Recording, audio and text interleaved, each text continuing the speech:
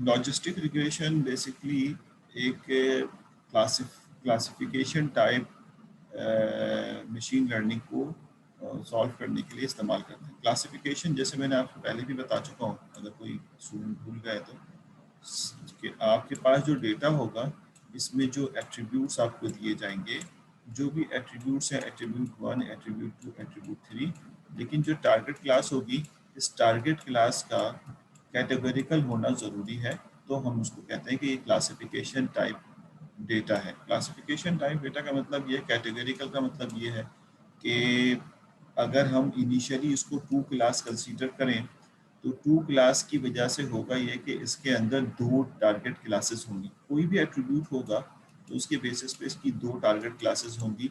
मिसाल के तौर पे इसको डिजीजेज है या नहीं है, तो यस और नो। यस और नो को अगर हम 1-0 से मेंशन करें तो यस यस, ठीक है, नो, इस तरह की क्लासेस होंगी। कोई वैल्यू नहीं है कि मैं बोलूँ कि इस एट्रीब्यूट के बेसिस पे आप कोई वैल्यू कैलकुलेट करें, नहीं, बल्कि कोई टारगेट क्लास आप हिट कर रहे होंगे जिसको हम कहते हैं कि 0 और 1। This is called 2 class problem. लेकिन हो सकता है कि ज़ाहिर है हर दफ़ा तो 2 क्लास यानी 2 क्लास प्रॉब्लम तो नहीं होगा। सम टाइम ऐसा भी होता होगा कि मल्टी क्लास प्रॉब्लम भी सामने आ जाए। तो मल्टी क्लास प्रॉब्लम में अगर कैटेगरिकल है, कैटेगरिकल कहते हैं हम जिसमें कैटेगरी हो कि किस कैटेगरी से बिलोंग करना है, तो डिजीज है नहीं है, ये 2 कैटेगरीज हैं।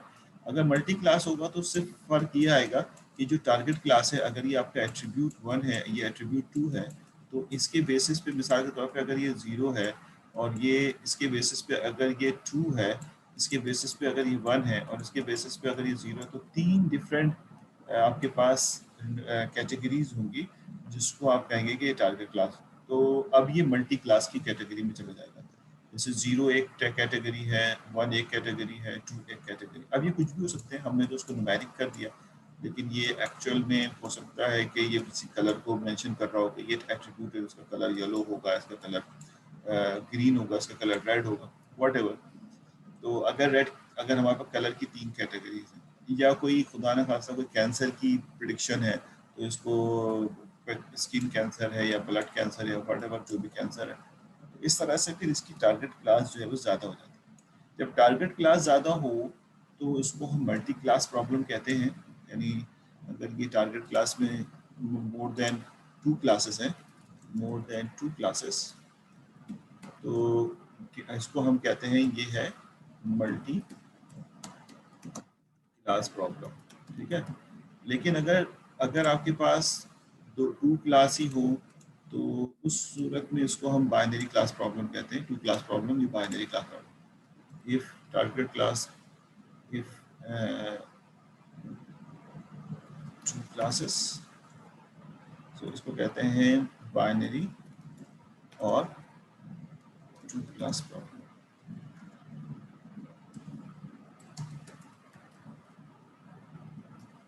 ठीक है। तो ये बेसिकली इस तरह से रिप्रेजेंट किया जाता है।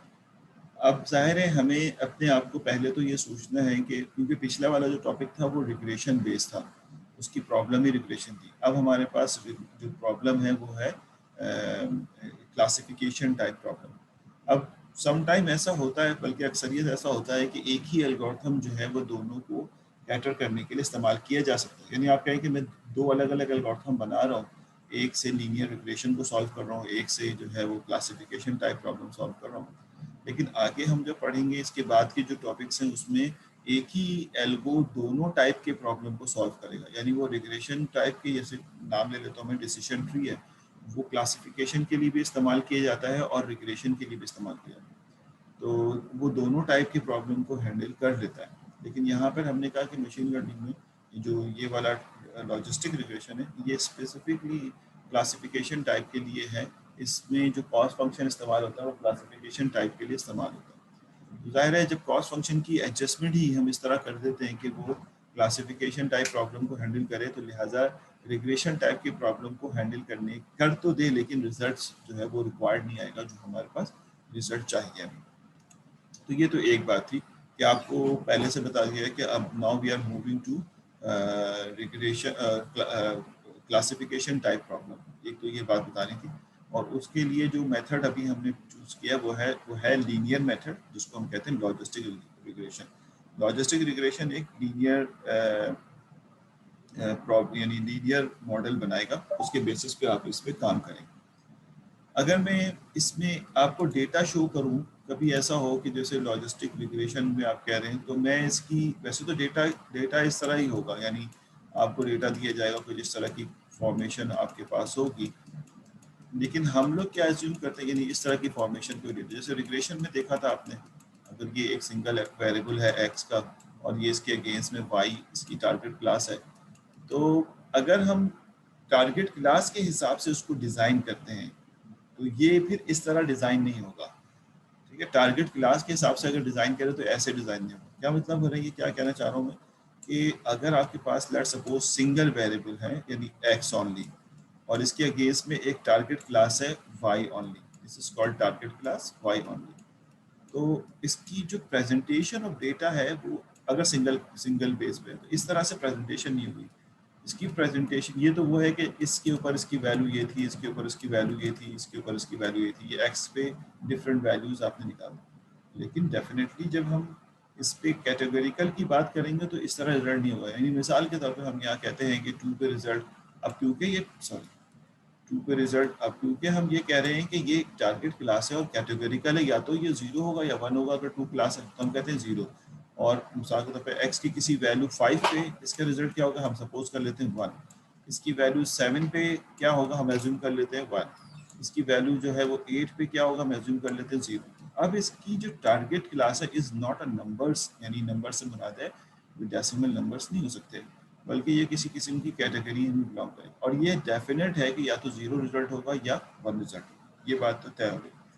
अब अगर हम इसको ड्रॉ करें तो रेदर देन कि इस टाइप का ये ड्रॉ होगा, अगर हम इसके टारगेट क्लास के हिसाब से ड्रॉ करेंगे तो इसकी जो प्रेजेंटेशन होगी यहाँ पे, वो अगर टारगेट क्लास से डिफाइन करें तो इस तरह से होगी कि कुछ डेटा जो है वो जीरो लाइन पे होंगे क्योंकि उनकी वैल्यू जीरो है, और कुछ डेटा जो है वो वन लाइन पे होंगे, यानी अगर ये वन है तो कुछ डेटा वन के ऊपर होंगे, जो कि बेसिकली आप कह रहे हैं कि ये इसकी वैल्यू जो है वो वन है। क्योंकि एक्स की किसी भी वैल्यू पे वाई के रिजल्ट्स दो ही हो सकते हैं, या तो वो जीरो ही होगा, मिसाल के तौर पे टू पे क्या रिजल्ट है, आप कहेंगे टू पे रिजल्ट जीरो ही है मिसाल के तौर पे। उसके बाद आप कहते हैं फाइव पे क्या रिजल्ट है, फाइव पे रिजल्ट वन है, यानी आपने फाइव पे रिजल्ट को वन कर दिया, ये रहा।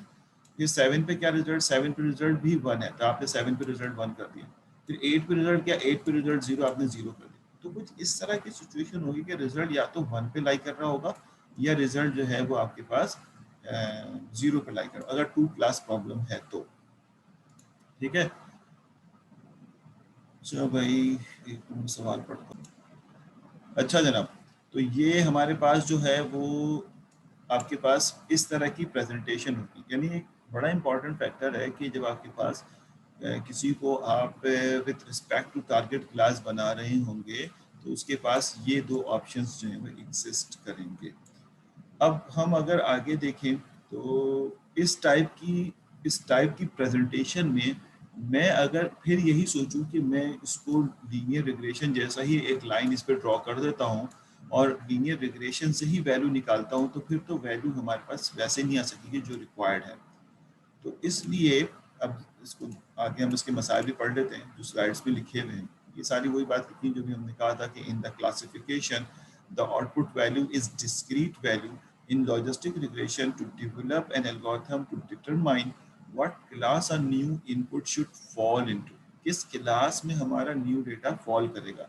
Like some classification problem, email spam है या नॉट स्पैम है, ऑनलाइन ट्रांजैक्शन है फ्रॉडुलेंट है, ट्यूमर्स मेलिंगेंट है या बिनाइंग है। तो इस तरह की कुछ क्लासिफिकेशन टाइप, लेकिन यहाँ पे इन्होंने अभी तक टू क्लास प्रॉब्लम को ही कैटर किया हुआ है। ठीक है, टू क्लास लॉजिक बेसिकली दो ही होती है ना, होगी या नहीं होगी, इसलिए हमने लॉजिस्टिक का नाम दिया। लॉजिक को आप क्या कहते हैं, या तो वो होगा या नहीं होगा। ठीक है, अच्छा जनाब, उसके बाद मेरे जहन में ये है, लेकिन हो सकता है कि इसकी कोई और पीछे मीनिंग हो, मैंने इसको पढ़ा नहीं कि why we calling the logistic. ये तो एक जानकारी वाली बात है कि लॉजिस्टिक क्यों कहते हैं, असल में उसकी टेक्निकलिटी है कि इसके पीछे काम कैसे होगा। अच्छा जनाब, लॉजिस्टिक रिग्रेशन, लॉजिस्टिक क्लासिफिकेशन में, ठीक है, वो कहता है कि हम नॉर्मली 0 को नेगेटिव और 1 को पॉजिटिव क्लास कंसीडर करते हैं। पॉजिटिव का मतलब है कि हाँ ये होगा, जैसे टाइटैनिक के डेटा सेट अगर हम उठाएं, जो कि मैं अभी शो करूंगा आपको, तो टाइटैनिक के डेटा सेट में आपके पास जो डेटा है उसमें फाइनली जो सर्वाइव्ड का एक कॉन्सेप्ट, यानी टाइटैनिक जब हिट हुआ तो उसके बाद वो दायरा सिंक हो गया, डूब गया, तो उसके बाद ये देखा गया कि कौन सर्वाइव किया कौन सर्वाइव नहीं किया, पीछे डेटा निकाला गया, कौन किस रास्ते से इम्बार्क हुआ था, उसके टिकट क्या था, पी क्लास क्या था, उसके और रिश्तेदार थे उसमें नहीं थे, तो इस तरह की डिफरेंट इन्फॉर्मेशन के बेसिस पे आगे फाइनली टारगेट वैल्यू ये है कि ये सर्वाइव किया या नहीं किया, 0 या 1। सर्वाइव नहीं किया 0, सर्वाइव कर लिया 1। तो इस तरह से ये प्रॉब्लम यहाँ पे है। लेकिन later look a multi class classification problem, although this is just an extension of the binary classification 0 1 2 3 and so on, it's not the 4 only। मैं तो ये कहूँगा कि ये 4 पर रुकेगा नहीं, बल्कि डॉट डॉट डॉट लगा दें आप। ये पॉसिबल ये है कि ये मल्टी क्लास के अंदर आपके पास कई क्लासेस हो सकती हैं, ये एक अलग इशू है। जैसे मिसाल के तौर पे एट्रीब्यूट के बेसिस पे ये बताना कि इसको कौन सा कैंसर है, इसको कौन सी बीमारी है, तो बीमारियां बहुत सारी हो सकती हैं, किस बीमारी में ये फॉल करता है, तो ये बेसिकली हमें मल्टी क्लास प्रॉब्लम की तरफ जाता है।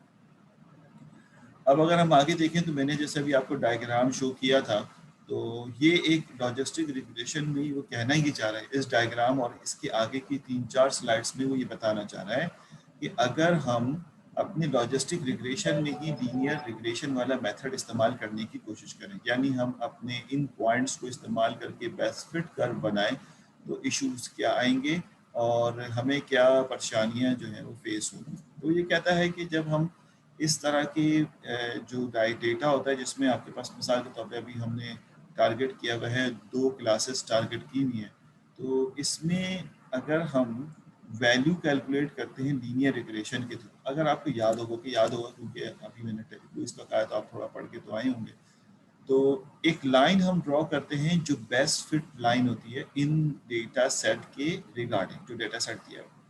लेकिन क्योंकि डेटा सेट इतना ज़्यादा वेरिएंस का है, एक इधर है एक इधर है, तो किसी भी रिजल्ट का किसी भी वैल्यू पे कैलकुलेशन जो है वो सही आने के चांसेस बहुत कम है। यानी अगर मैं कहूँ यहाँ पे क्या रिजल्ट आएगा, तो वो या तो 0 1 की बजाय वो कहेगा या तो ये रिजल्ट है या ये रिजल्ट है। तो ये एक बड़ा दुश्वार, यानी मिसाल के तौर पर हमारा क्लासिफिकेशन तो क्लास बता रहे हैं ना कि वो इस क्लास में बिलोंग करेगा या इस क्लास में बिलोंग करेगा, राइट।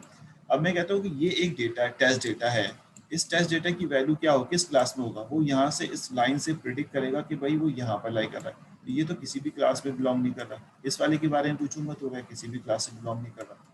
तो इस तरह से ये लाइन जो है वो आपके लिए जो मकसद है क्लासिफिकेशन का वो पूरा नहीं कर सकेगी। तो इसलिए यहाँ पे बताया कि हम लोग क्या करते रहे हैं, ये लिखने का दूसरा अंदाज है। आप इसमें बिल्कुल कंफ्यूज नहीं होइएगा कि ये किस तरह लिखा है। ये मैट्रिसेस फॉर्मेट के अंदर उसी हाइपोथेसिस को जो लिखा हुआ वो लिखा है। मिसाल के तौर पे मैं आपको मतलब क्योंकि नोटेशन का समझना ना समझना जो है वो आगे सारे वक्त परेशानी का सबब बनता है। तो आपको एक दफ़ा ये समझ आना चाहिए कि मैं मतलब इन्होंने किस तरह की प्रेजेंटेशन दी। यानी जब हम कहते हैं लीनियर रिग्रेशन में और सिंगल वेरिएबल्स की बात करते हैं तो हम कहते हैं कि यहाँ पे थीटा नॉट आएगा और प्लस थीटा 1 ऑफ एक्स आ जाएगा, राइट। थीटा 1 ऑफ एक्स, इसको इन्होंने सिर्फ और सिर्फ इस फॉर्मेट में लिखा है कि we can write this one in the format of theta not, गौर से देखिएगा, थीटा नॉट, ठीक, और मैट्रिक्स में बिल्कुल लिख रहा है थीटा नॉट थीटा 1, कोई कॉमा लगाने की जरूरत है, this is a matrix notation.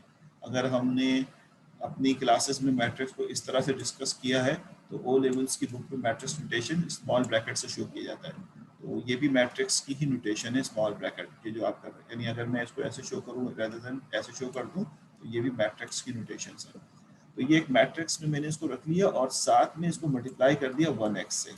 अगर मैं इसको सॉल्व करूंगा ना तो यही इक्वेशन आएगी जो ऊपर लिखी हुई है, बस ये मैट्रिक्स फॉर्मेट के अंदर लिखती है, ठीक है।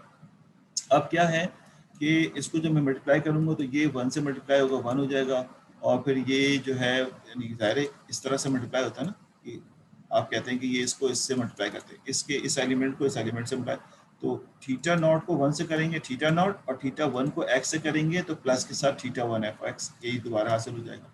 और ये जो इन्होंने लिखा है ये इसको फाइनली यूँ लिखा जाता है कि टी यानी प्रेजेंट इस तरह किया जाता है कि थीटा ट्रांसपोज ऑफ एक्स, जो भी थीटा है उसका ट्रांसपोज करके एक्स का लिया जाए तो आपको रिजल्ट मिल जाएगा।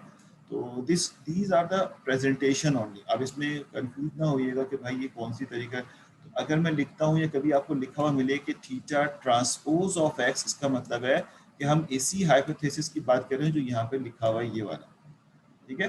तो अगर वो कहता है लीनियर रिग्रेशन वाला हाइपोथेसिस हम ढूंढ लेते हैं तो उससे हमारा मसला हल नहीं हो रहा, क्योंकि because we are not finding the result, हम कोई वैल्यू नहीं कैलकुलेट करते, हमें तो 1 और 0 चाहिए।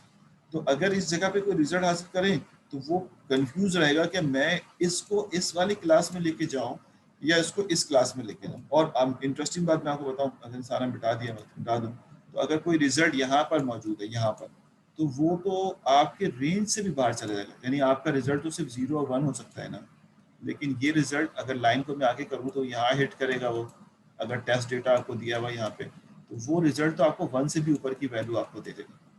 तो क्योंकि पॉसिबल है कि डेटा टेस्ट डेटा यहाँ पूछा जाए और वो 1 से ऊपर की वैल्यू जनरेट कर दे। ये उस तक पॉसिबल है जब लीनियर रिग्रेशन हम लगा रहे हों, लेकिन लॉजिस्टिक रिग्रेशन या लॉजिक बोला क्लासिफिकेशन में ये इशू जो है वो रिजॉल्व नहीं हो सकता हमारे लीनियर रिग्रेशन जैसे मेथड को इस्तेमाल। अभी इसमें आगे और भी जस्टिफिकेशन देगा ये, जैसे इसमें सिंपली यहाँ बताया जो मैं बता रहा हूँ, या if we need to find value here, अगर हम यहाँ पे वैल्यू निकालते हैं तो आप अगर ये भी मान लेते हैं कि यहाँ पर हम एक थ्रेशोल्ड बना लेते हैं 0.5, और 0.5 का मतलब ये इसने बताया समझाने के लिए कि अगर हम एक थ्रेशोल्ड बना लेते हैं 0.5 का, तो 0.5 का मतलब ये है कि अगर कोई वैल्यू इस लाइन से हिट करे और उसका रिजल्ट 0.5 से बड़ा हो तो ये कह दो कि वो इस क्लास में बिलोंग करता है। और अगर कोई वैल्यू इस यहाँ हिट करे और उसकी वैल्यू जो 0.5 से छोटी हो तो वो यहाँ बिलोंग करता है। इसका मतलब ये हो गया। ये आपने कहा कि ये हमने यहाँ पे 0.5 का एक वो रेंज है वो डिज़ाइन कर, लेकिन इससे नुकसान क्या होगा? नुकसान ये होगा, आप ज़रा गौर से देखें कि अगर कोई वैल्यू बहुत दूर जाके रिजल्ट जाती है तो ये आपके वही जो बात मैंने अभी की कि वो आपकी वैल्यू जो है वो आपके 0.1 से भी ऊपर की तरफ चले जाएगा, 1 की क्लास से भी ऊपर, यानी इस क्लास से ऊपर की तरफ जा सकते हैं। और हमारी लीनियर रिग्रेशन के अंदर वैल्यूज जो है नेगेटिव भी आ सकती हैं। नेगेटिव से मुराद ये है जो वैल्यू हमने कैलकुलेट किया है, क्योंकि अगर टेम्परेचर हम मेंटेन कर रहे हैं तो नेगेटिव टेम्परेचर भी आ सकता है। तो वो वैल्यूज जो है वो नीचे, यानी अगर हम यहाँ पे जाएँ तो इस तरह से रिजल्ट नीचे की तरफ भी रिजल्ट, तो इनके लिए फिर रिजल्ट्स निकालना ज़रा डिफिकल्ट हो जाता है। तो ये भी समझा रहा है कि हम ये कर तो सकते हैं, the threshold classifier output H theta 0.5 अगर आता है, यानी हाइपोथेसिस से रिजल्ट 0.5 अगर आता है, तो if H theta of x is greater than 0.5, अगर ग्रेटर देन 0.5 रिजल्ट आता है आपके, तो उसको आप क्लास 1 में प्रेडिक्ट कर दें, और अगर उसका रिजल्ट 0.5 से छोटा आता है तो उसको आप 0 क्लास में प्रेडिक्ट कर दें। ऐसा कर सकते हैं, लेकिन ज़ाहिर इश्यूज हैं। तो इश्यूज क्या है जो मैंने अभी आपको बताया कि रिजल्ट 1 से we can see that problem of the linear regression for classification. Problem क्या होगी इस तरह करने से? We can see above diagram, this does a reasonable job of the satisfying the data point into one of two classes। ये मतलब एक reasonable result तो दे देगा, but what if we had single yes, ठीक है, with a very small tumor, और single no zero with a very large amount। यानी उसके कहने का मकसद ये है कि अब अगर मिसाल के तौर पे ये जुमला जो मैंने पढ़ा उसका मकसद ट्रांसलेशन बता रहा हूँ कि अगर कहीं पे ट्यूमर साइज बहुत बड़ा है, मिसाल के तौर पे बहुत ज़्यादा साइज का ट्यूमर है, तो अब तो ये तय हो गया ना कि इसका आंसर 1 ही आना है, क्योंकि ये 1 की क्लास से ही बिलोंग करेगा। थ्रेशोल्ड 0.5 से बड़ा है तो डेफिनेटली ये 1 ही रिजल्ट देगा। लेकिन पॉसिबल है कि इस ट्यूमर का आंसर जो है वो नो के अंदर होता, लेकिन इससे ये तय हो रहा है कि इस वाले पॉइंट के बाद जितने रिजल्ट होंगे वो यस में जाएंगे, इसके बाद नीचे के जितने रिजल्ट होंगे वो नो के जाएंगे। तो ये तो एक चीज़ आपने फिक्स कर दी अगर आप इसको लीनियर रिग्रेशन से सॉल्व करेंगे। तो ये यहाँ पे यही बात करने समझाने की कोशिश कर रहा है आपको कि but what if we had, गौर सुनना, सिंगल यस वैल्यू हो with a very small tumour size. दोबारा मैं उधर ले जाता हूँ, अगर ट्यूमर साइज छोटा है, ये ट्यूमर साइज की लाइन है, अगर वो छोटी है और इसका आंसर एक्चुअल में यस है तो ये तो कभी भी यस नहीं दे सकता। और दूसरे वाले वाइस वर्सा में वो कह रहा है कि अगर ट्यूमर साइज बहुत बड़ा है तो ये कभी भी नो नहीं दे सकता, वो हमेशा यस की तरफ जाएगा। तो इसलिए ये तो बहुत बड़ा इशू है कि ये तो आपने फिक्स कर दिया कि बड़े साइज के ट्यूमर जो है वो यस होंगे, छोटे साइज के ट्यूमर जो है वो नो होंगे। तो ये तो एक आंसर ही नहीं हुआ ना, पहले से फिक्स हो गया। प्रिडिक्शन क्या होगी। This would lead to classifying all the existing yes and no, यानी वो तो पहले से तय हो गया कि कौन सा यस होगा, कौन सा एग्जिस्टिंग यस होगा, कौन सा no. This is a major issue है, आपका समझना कि छोटी बात है। तो ये पहले कुछ स्लाइड्स में आपको मतलब आपसे मुराद है जब हम पढ़ रहे होते हैं तो इस बात को अलाइन किया जाता है कि देखो लीनियर रिग्रेशन, हमारी क्लासिफिकेशन, लीनियर रिग्रेशन वाला मेथड हमारी क्लासिफिकेशन में किस तरह फेल होगा। तो ये दो बड़े रीजंस हैं जिसकी वजह से ये फेल हो जाएगा। तो we know another issue linear regression, we know y is 0 and this is 1, hypothesis can give value larger than 1।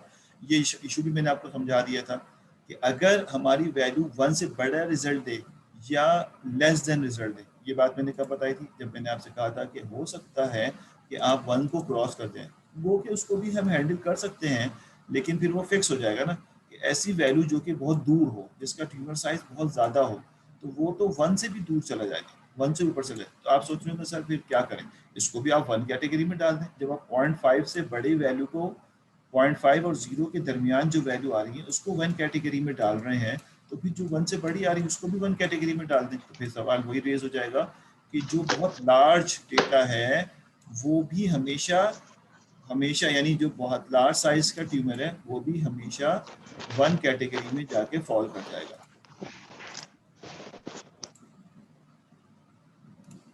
समझ में आ रहा है? तो इस तरह के जो इश्यूज हैं जो हमारी ज़ाहिर प्रिडिक्शन को हिट कर रही हैं, जो प्रिडिक्शन इसकी वजह से डिस्टर्ब हो रहा है, so logistic regression generates a value where is always either 0 1, और हमें ये चाहिए कि रिग्रेशन की वैल्यू हमेशा 0 या 1 प्रोड्यूस करे, इसके अलावा और कुछ प्रोड्यूस ना करे, यानी such that your hypothesis value is always greater than equal to 0 and always less than equal to 0। पहले तो ये बात आपको समझनी है। मैं ऐसा नहीं कि मैं डायरेक्ट फॉर्मूला लिख दूँ, लिख भी सकता हूँ कि आपको समझ में आ जाएगा, लेकिन ये जो इसकी इंपॉर्टेंस है वो समझो कि इश्यूज कहाँ पे थे। अब ये इश्यूज के बाद इसने यहाँ पे उस इशू का आंसर एक छोटा सा दिया कि सो लॉजिस्टिक रिग्रेशन जो हम करने जा रहे हैं या क्लासिफिकेशन टाइप प्रॉब्लम जो हम करने जा रहे हैं उसमें होना ये चाहिए कि आंसर जो है वो हमेशा 0 1 के दरमियान आने चाहिए। क्यों आने चाहिए 0 1 के? अभी हम 2 क्लास की बात कर रहे हैं, इसलिए कि 2 क्लास में या तो आंसर 0 होगा या 1 होगा, इसके अलावा कोई और ऑप्शन नहीं होना चाहिए। जबकि आपके पास अगर ये लीनियर रिग्रेशन की तरह काम करे तो आपके पास you will have more than 2 answers. आप कभी यहाँ आंसर निकाल लेंगे, कभी यहाँ आंसर निकाल लेंगे, कभी यहाँ आंसर निकाल लेंगे। तो ये इश्यूज जो हैं वो हमें आगे बढ़ने। Logistic regression is classification algorithm, do not be confuse. ये एक क्लासिफिकेशन टाइप प्रॉब्लम है, इसमें आपने कंफ्यूज नहीं होना है। ये this is a classification type problem, तो आपने कंफ्यूज नहीं होना है कि वैल्यू नहीं बल्कि हमें कैटेगरी चाहिए। इसलिए वो कह रहा है कि आंसर या तो 0 होगा या 1 होगा, इन्हीं के दरमियान आना चाहिए। ठीक है, तो अब इसको कैसे हैंडल करेंगे? ये गालिबन ये मैसेज जो है नमाज का होगा। सर अजान हो रही है, थैंक यू वेरी मच, मैं समझ गया था। स्लाइड नंबर 9 पे हम पहुँचे हैं, 6:30 हो रहे हैं और नमाज 6:35 पे शुरू होगी, 35 से 40 पे। ऐसा करते हैं कि आप ब्रेक लेते हैं और कोशिश करेंगे कि 6:45 पे ज्वाइन करें, लेकिन मुझे नहीं लगता हम 6:45 पे ज्वाइन कर सकेंगे। 6:50 का मार्जिन रखते हैं क्लास शुरू करने। ठीक हो गया, तो मैं यहाँ उसको स्टॉप करता हूँ।